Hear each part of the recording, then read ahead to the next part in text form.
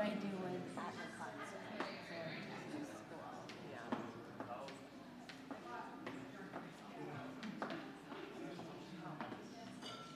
At the concert, at the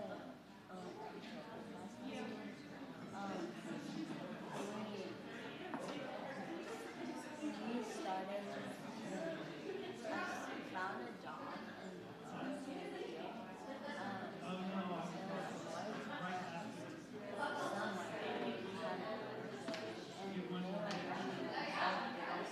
and I'm like, is that a way to go?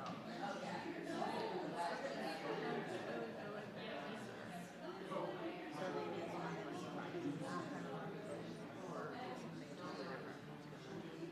you can be just feel. That's you then.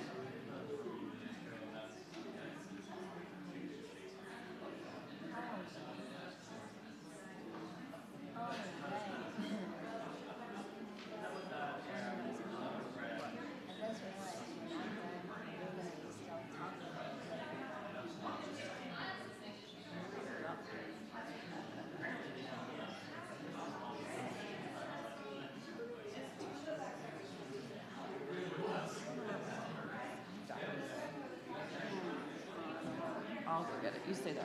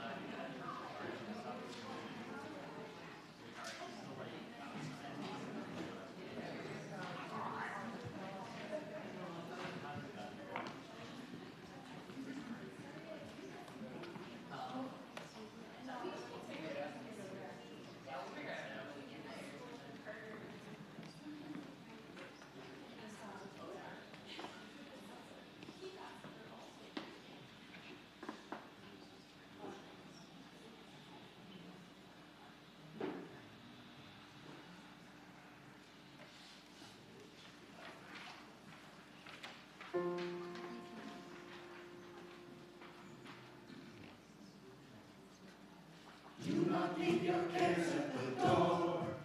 Do not leave them there when you come into this place. Be open to forgiveness and transformation. Come on in, you are welcome here. And do not leave your cares at the door. Bring your pain and sorrow and joy. There's a place for them upon the altar of life. Be open to forgiveness and transformation. Come on in, you are welcome here. And do not leave your cares at the door. This is a place of grace, a place of losing and finding a way upon the winding road, meeting and parting, stumbling and starting over. Every story is sacred here, even yours. Even yours. So come on in and do not leave your cares at the door. Do not leave them there when you come into this place. Be open to forgiveness and transformation. Come on in, you are welcome here. Come on and do not leave your cares at the door. Amen. Amen.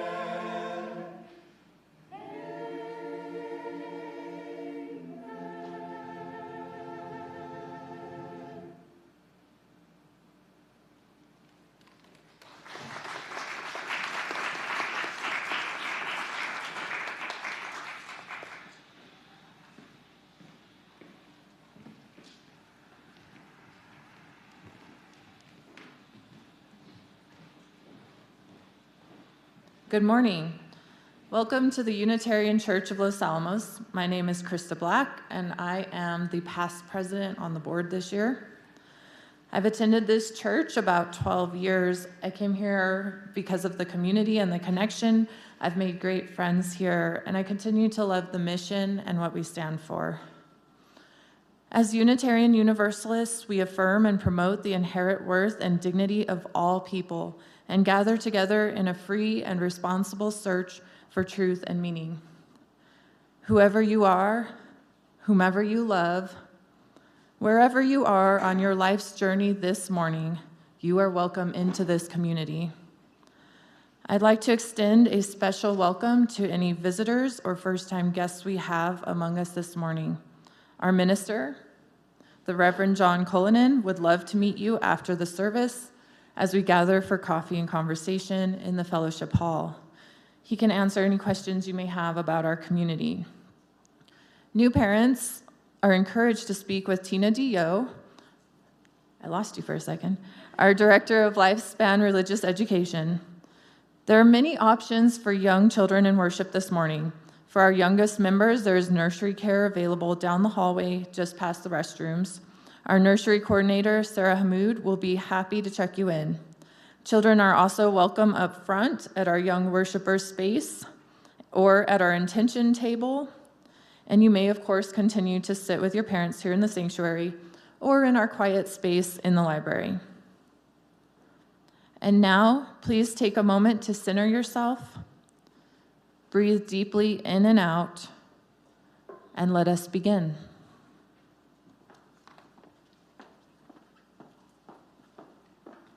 Happy New Year. Happy New Year for our beloved community. Happy new school year.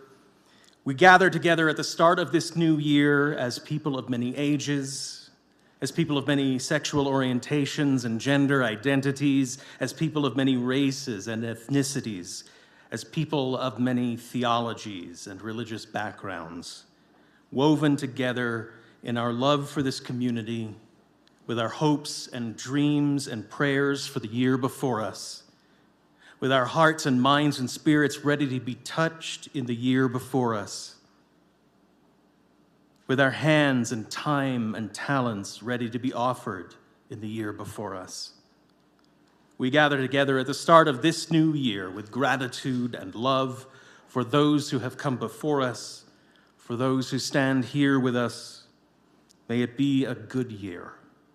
May it be a sweet year.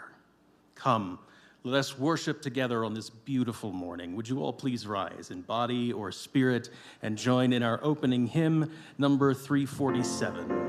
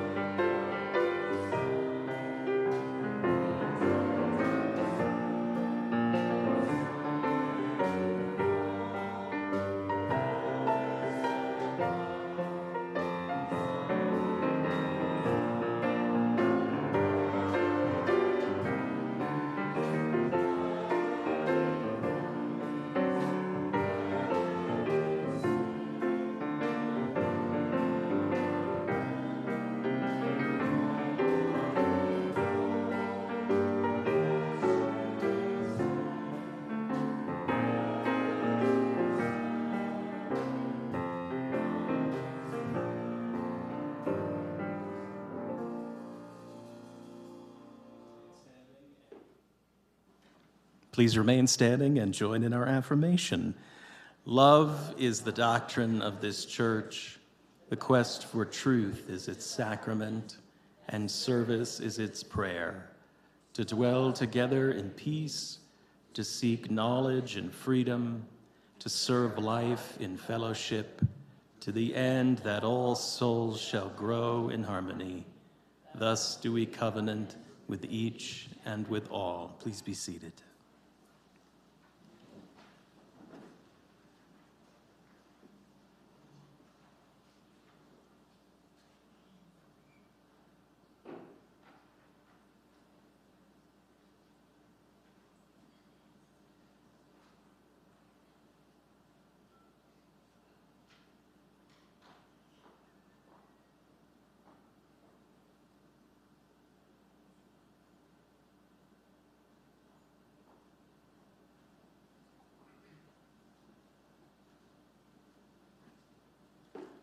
For all our joys and all our sorrows, whether we share them aloud with one another or we hold them close and quiet in our hearts. Let us be together now in a moment of silence.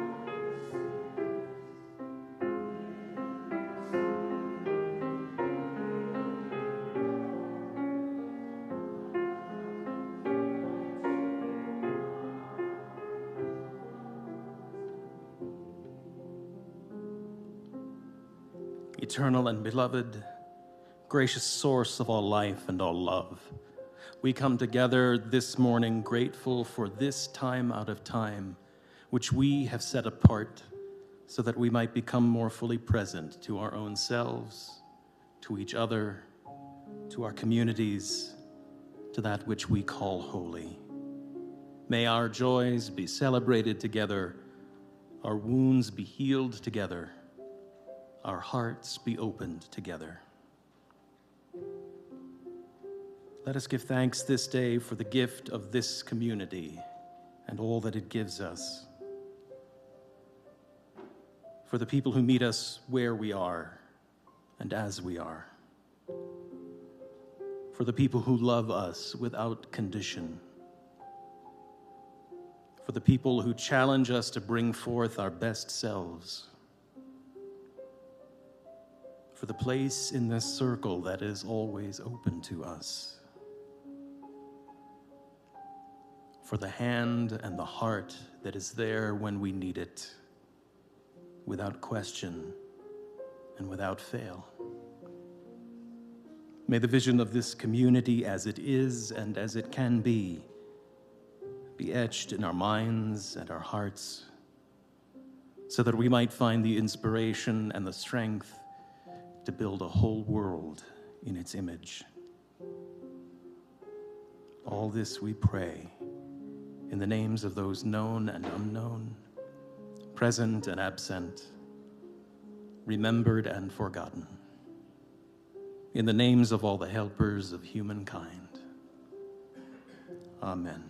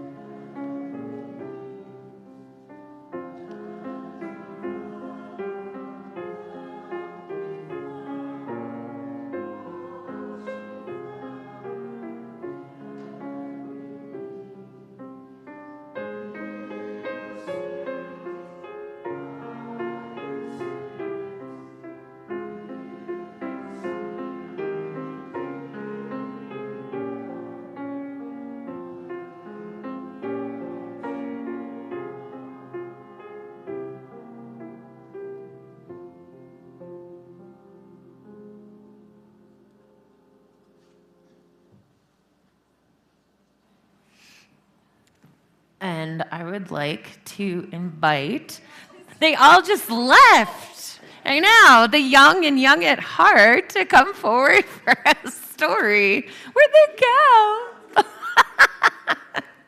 Dang it. Andrew's here. Yay! Thanks for coming forward. We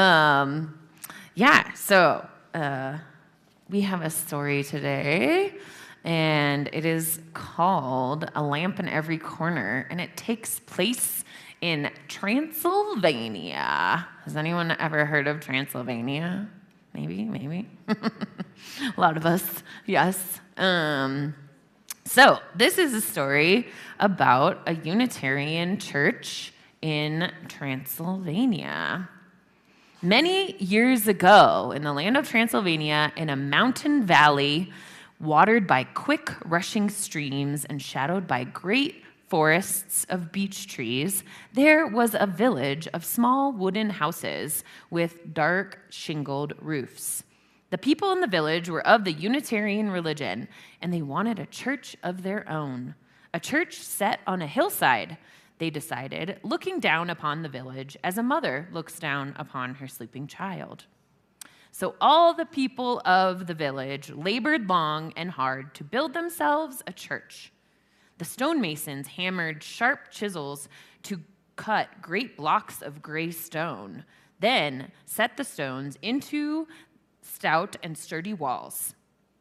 The glazers made tiny glass panes and fit them neatly into the windows with leaded lines, kind of like that.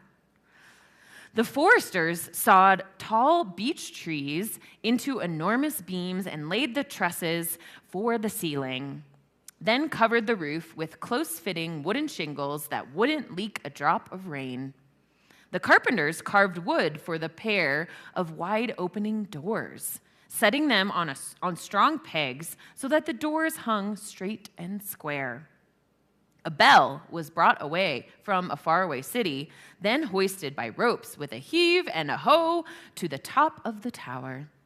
The weavers wove fine cloths for the altar table and cloths embroidered with flowers and edged with lace.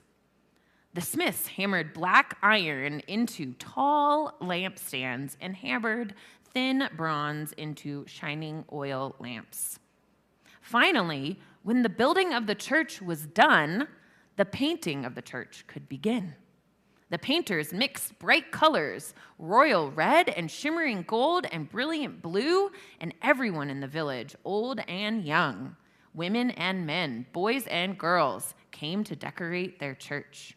They painted flowers, they painted trees, they painted designs around the windows and different designs around the doors. And at the end of the day, when it was finished, when their church was finally done, all the people of the village stood back to admire it, and then to sing a song of happiness and praise. Their village had a church now, a church set on the hillside, looking down upon the village as a mother looks down upon her sleeping child. "We will eat now," announced the elder of the village, because everyone was hungry after their long day's work. "And later tonight, we will come back and pray."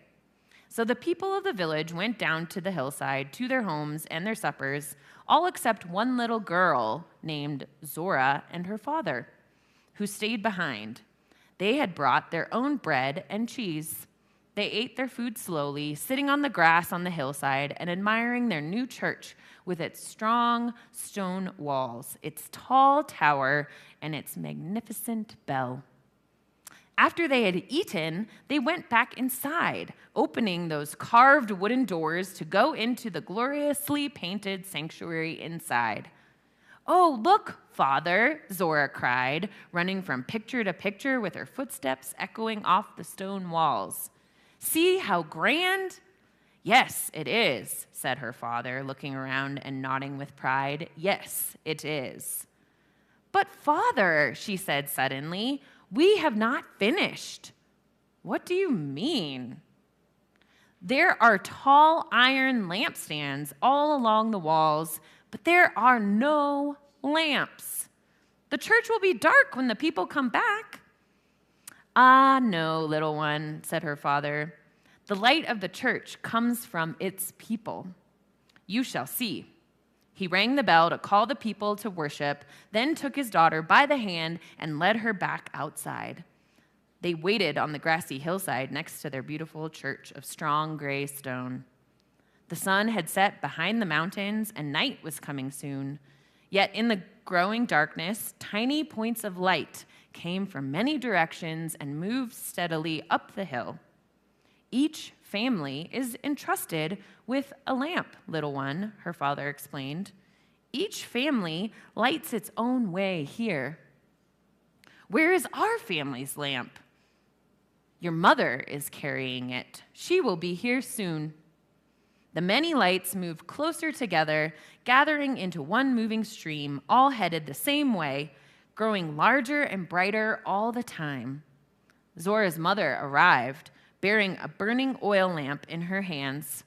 The father lifted Zora so she could set their family's lamp high in its tall iron stand. All around the church, other families were doing the same. Soon the church was ablaze with light in every corner, for all the people of the village had gathered to pray and sing. All through the worship service, Zora watched the lights flicker and grow. She watched her family's lamp most of all.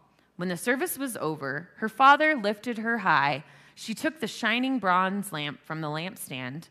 Its curved sides were warm and smooth in her hands. Her mother carried the lamp home, with the flame lighting the way. The lamp flame lit their house when they returned home. Zora washed her face and got ready for bed by the light of that flame. "Mother," Zora began as she climbed into bed and lay down. "Yes, little one?" her mother asked, tucking the red wool blanket around Zora's shoulders. "Father said the light of the church comes from its people." "Yes, but also the people take their light from the church." Over the table by the fireplace, the shiny bronze lamp was still burning. "And we have that light every day." "Yes, indeed," said her mother. "And even when we are not in church, even when the lamp is not lit, we carry the light of truth in our minds and the flame of love in our hearts to show us the right way to be. That light, the light from truth and love, will never go out." "Never?" asked Zora. "Never," said her mother. "And this bronze lamp will last for many, many years. When you are grown, we will give the bronze lamp to you. And when your children are grown, you will give the lamp to them. And all of you will carry it back and forth to church every time." "But there is only one lamp," Zora said. "So make another and let the light grow. And someday, tell your children to make more lamps too." "And now good night," her mother said, and kissed Zora once on the cheek and once on the cheek and once on the forehead. Zora closed her eyes and drifted into dreams while her mother looked down upon her sleeping child. The years passed, Zora grew, the bronze lamp came into her care.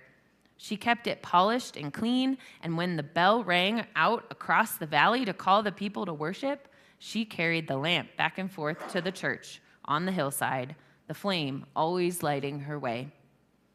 When the time came, she made more lamps and gave them to her children, who made more lamps and gave them to their children. And so it went on through the years, even until today. And always, the light of truth and the flame of love from that Unitarian church on the hillside continued to grow and show them and us the way. So let us do our actions of gathering the light together. So we gather the warmth of love, the light of truth, and the energy of action into our hearts today and every day. And may it be so. And thank you for coming up for our story. And you can go back to your seat or go to the intention table or wherever you'd like, or stay up here.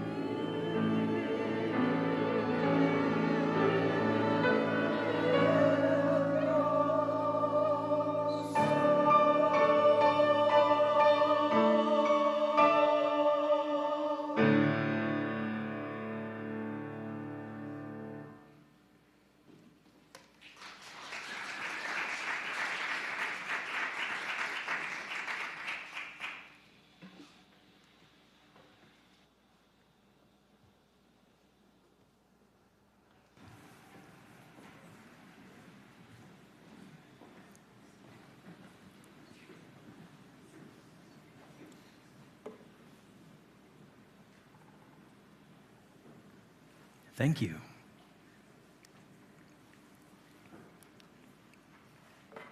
So once a month, my improvisation team and I get together and we put on a show.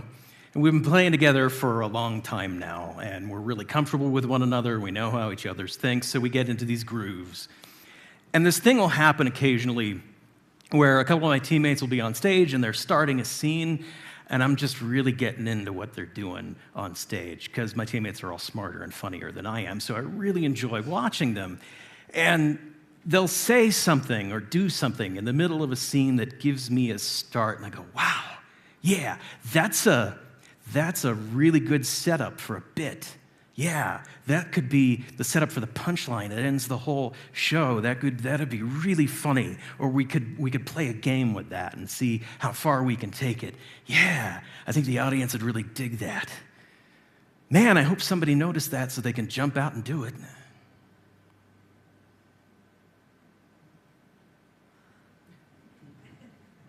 3 minutes later, the moment has passed. It's too late to go back and do anything about it. And my director voice jumps in to say, you know, you were the somebody, right? Did you forget you were in the show again? It's human nature to view ourselves sometimes separately from everything else around us.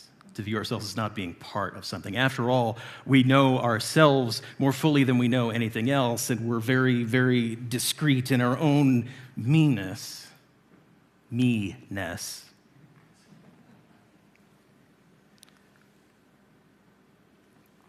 That we can trick ourselves into thinking we are not a part of the things that we're actually a part of. It's a concern in many spiritual traditions. The illusion of separation is one of the concepts in Buddhism. It's a struggle to remember that we are interconnected with one another there. It's a concern of social psychologists as well, who can trace so many of the world's ills to this idea that I am not a part of this.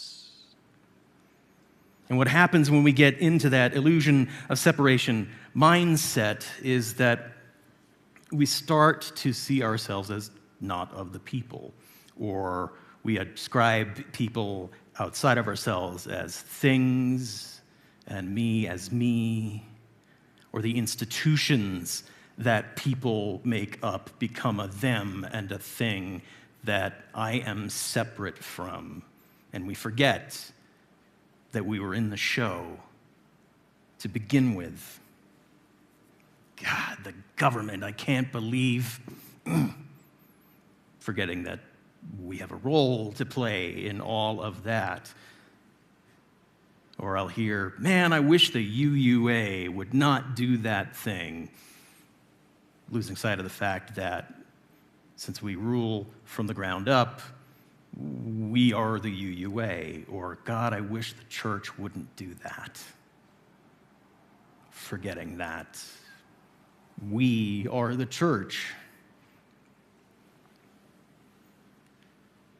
The church is made up of its people. Most of the words we use to describe religious community have roots in the word people, ecclesia, the gathering of the people. When we talk about things being ecclesiastical, that was the assembly of people in Athens who made the decisions, the ecclesia. And that's the word that got adopted into the gatherings of the early Christian churches that we grew out of.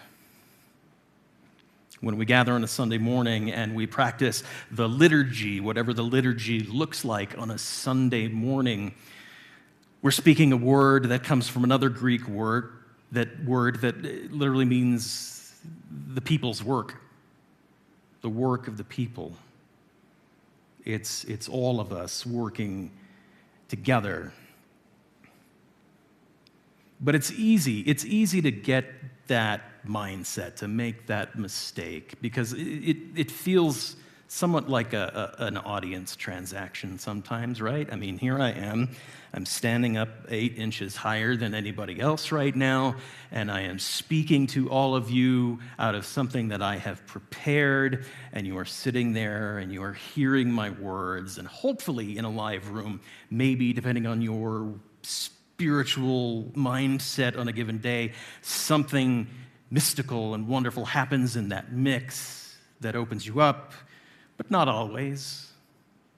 A lot of times, this could feel like a performer and audience transaction.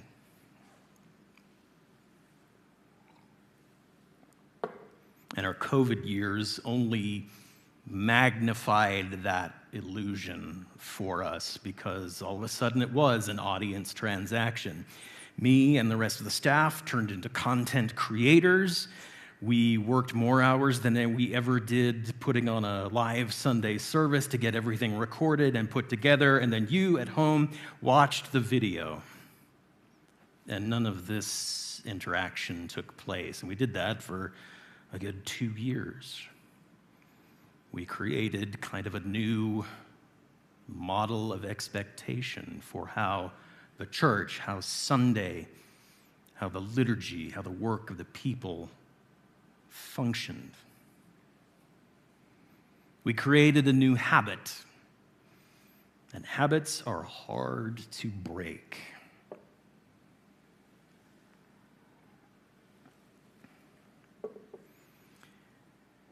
But now that we're gathering together again, it is time to start backtracking to the old habit, to coming back into the room with one another, to coming back into being the ecclesia, the church, the people who make it up. Gathering on a Sunday morning, not as an audience and me not as a performer, but as the ecclesia, as the church. It's time for us to find our feet again, post-COVID, in the ways that we used to be a church together and are still finding our way back to. It's time to reestablish the rhythms of that people gathering life. It's time for us to not just see the interdependent web, as I preach about a lot, but actually practice being part of that web. The web of which we are a part, as our principle says. Because the church cannot be just one person. I am not the church all by myself. I have an outsized role to play in it, sure, but I am not the church all on my own, and the church is not just one committee or another that's making everything happen. It's not just our board, it's not just our membership committee or our religious education committee. It is all the people that make that up and help out together there. It takes all kinds of people to be a church. 25 years ago, almost now, a Unitarian Universalist by the name of Janet Bowering wrote a small essay in one of our old pamphlets about how you view church. And she says it takes all kinds of people. In a church, she writes, there are those who are practical about institutional needs as well as the needs of the human family. There are people who understand our interdependent web of existence, those who can share the poetry they find in the stars, and those who can circulate a petition to save the wetlands. There are those who can speak out against injustice, and those who can remember that the roof needs mending occasionally. Churches need people who can help feed the hungry of the world, and people who can help feed the hunger deep within the souls of those gathered. It takes all kinds of people.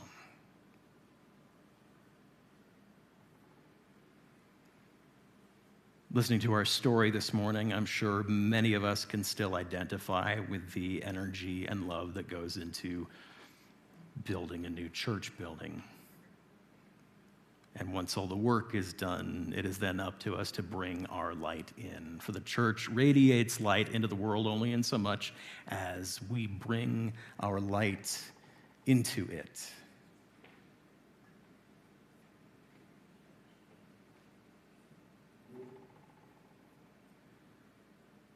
Our principles and our values that we share together only come into being and become real in so much as we live them out and practice them here in our communal space and out into the world. A church is only as alive, as full of life, inasmuch as we bring the spark and the breath of our own lives into it.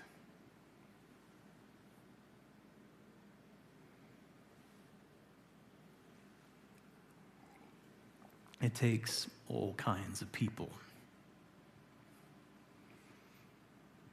And many of you know that already.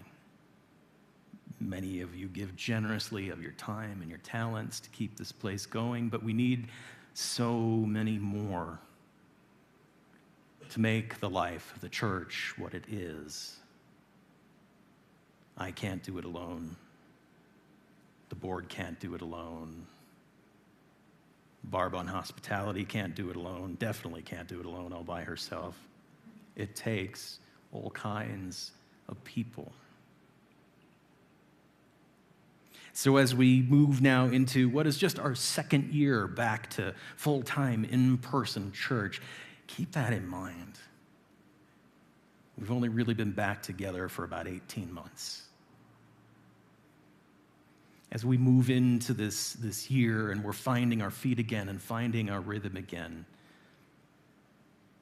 think about what your light is and how it can fill this space.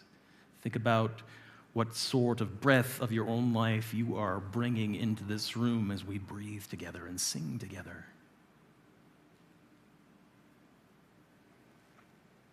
This morning, I want to take a moment, or more than a moment, to acknowledge and to commission those among us who are bringing a lot of their life and their breath into the work of the church. We're going to commission our elected and our appointed leaders this morning as we begin this new year together. A commissioning is the act of granting certain powers or authority to carry out a particular task or duty. In many churches, there is a common misconception that the leaders of the church run things, that the board or the council has all sorts of power to get things done, and that everyone else essentially coasts along following directions. Some people even seem to think that the minister has this kind of authority. As a congregationally based tradition, all power in Unitarian Universalist churches comes up through the congregation and is bestowed upon the leaders, including the ordained leaders, to carry out specific service for the good of the whole. So today we take this reality seriously and formally bestow upon our chosen leaders the authority they need to carry out the works we have assigned to them.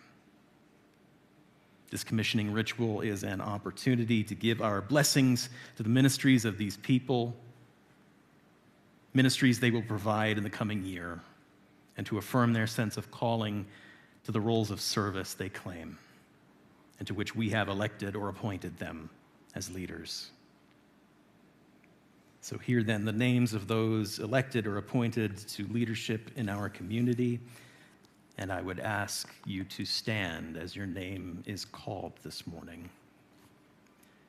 Bill Podorsky, president of our board and also member of our personnel committee.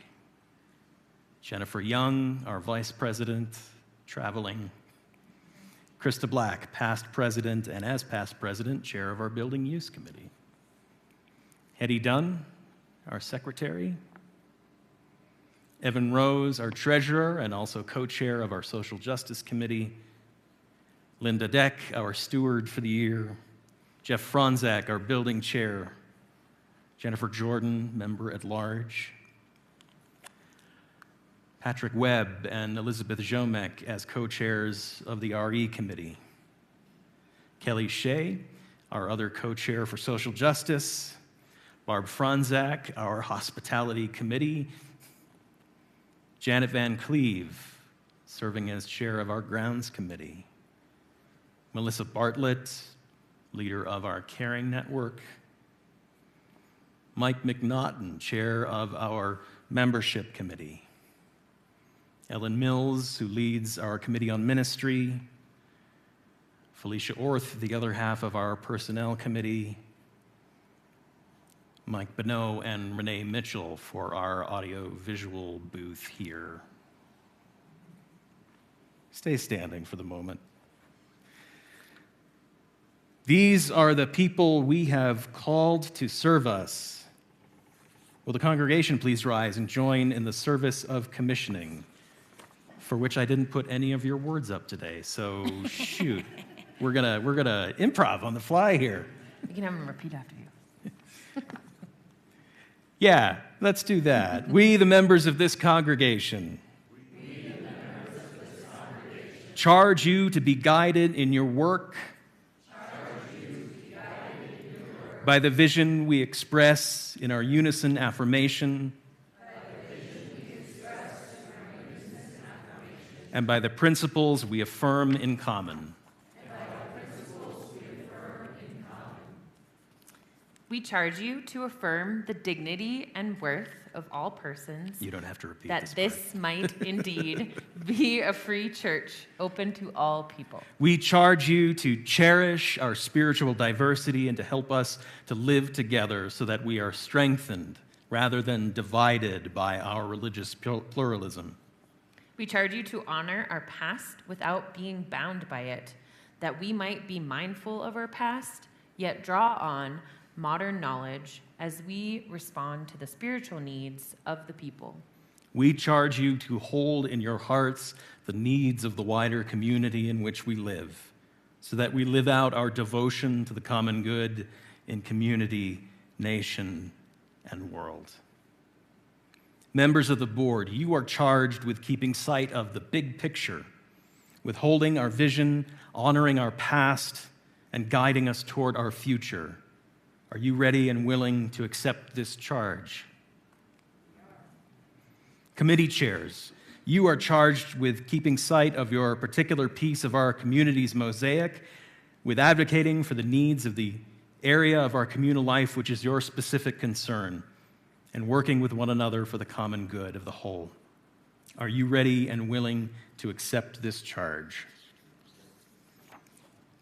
To the teachers. Teachers, stand, please. Well, Yeah, everybody's standing. A lot of people, everyone's standing. You are charged with guiding and lifting up a new generation of Unitarian Universalists, creating spaces for learning that recognize our faith is both communal and personal. You are charged with engaging the big questions on a personal level and allowing yourself to be transformed as you engage in this work. Are you ready and willing to accept this charge? Do you, the members and friends of this congregation, affirm these elected and appointed leaders as volunteers who need your support, your participation, and your appreciation, as well as your caring and concern? We thank you for your faith in us and vow to do our best to live up to the charges we have given you and you have given us. We promise also to remember that the ultimate responsibility for our church lies with all of us, for this is our home, this is our community. May we all do what we can to make it a home we can be proud of. May you carry in your heart and soul all the love and the good wishes which surround you in this moment. For all that has been, thanks. For all that will be, yes. Blessed be.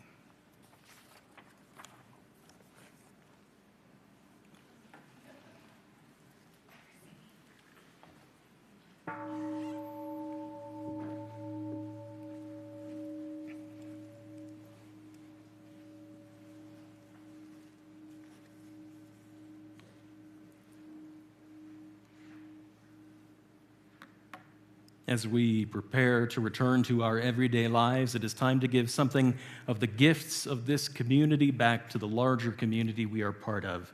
It is time for our offering. During the month of September, all cash and undesignated funds that we collect will be pooled for assistance to our Afghan refugee family in Santa Fe to help with rental assistance and other things like that. You may give through the basket this morning or through the Givelify app. The offering will now be accepted. May what you give bring you joy and into deeper relationship with this community.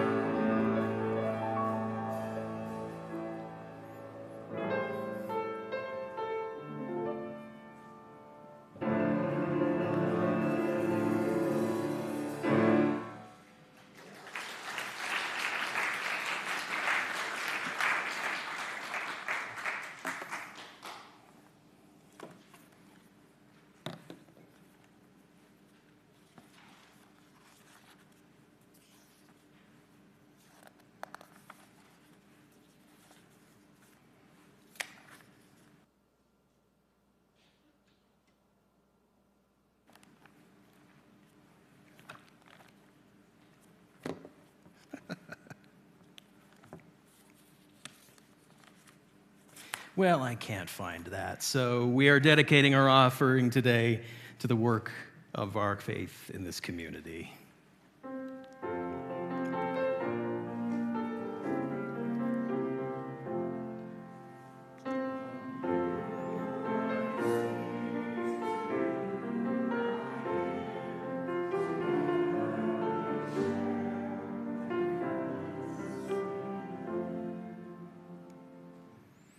Important announcements and upcoming events can be found on the back page of your order of service, through our announcements email list, in our monthly newsletter, The Voice, and through a few other channels. But a few to point out today. It's the beginning of a new church year, so we've got a bunch of them. Stuff is happening. First up, we are beginning our listening circles for part of our church's revitalization project. Many of you have signed up for a date already. There are still plenty of dates available if you have not. If you would go see Tyler Taylor here in the back or Jeff Franzak, they will be happy in the coffee hour to help you get signed up for one of those groups. And we hope as many people as can participate in these. We want to hear from as many of you as we can during this process.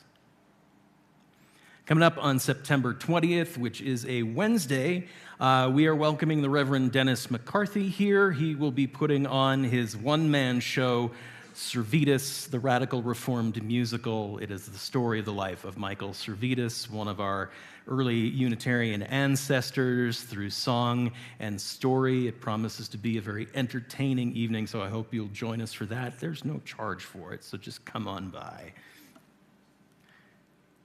Next Sunday after the service, we will be having our first potluck of the season, a picnic potluck to celebrate the end of summer, the turn into fall. We need everybody to bring something to share. Barb Franzak will be happy to tell you all about what she needs. And on top of that, Barb would very much like to have some new members for the hospitality committee. Right now, she's a one-person committee. That's too much for any one person to handle, and I know we love our social events. If you would like to give a hand making those happen, they're so important to the life of this congregation, please see Barb as well, and she'll be happy to tell you what she needs and what the expectations are.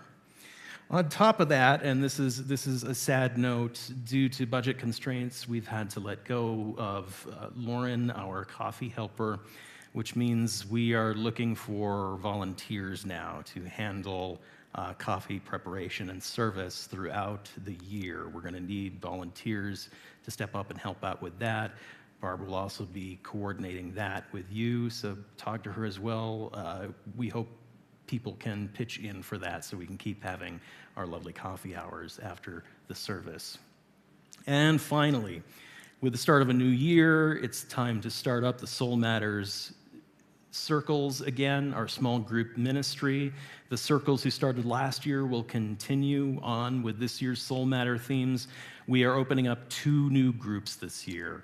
I'll be leading one, and Britton Donharl will be leading the other one. Come talk to me after the service if you're interested in signing up for either of those.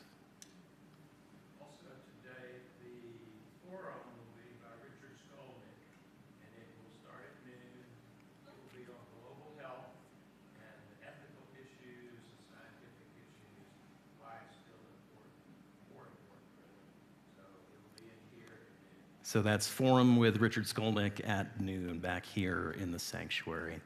Now would you all please rise once more in body or spirit and join in our closing hymn, number 1028.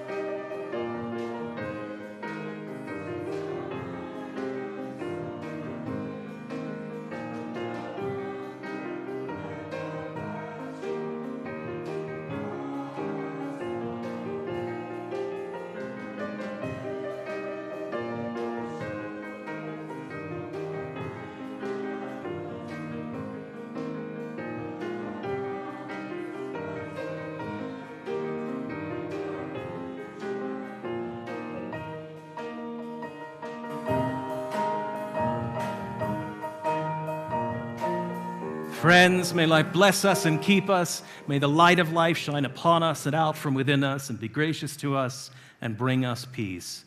For this is the day. This is the one wild and precious life we have been given. So let us all find a way to rejoice and be glad in it. Go in peace.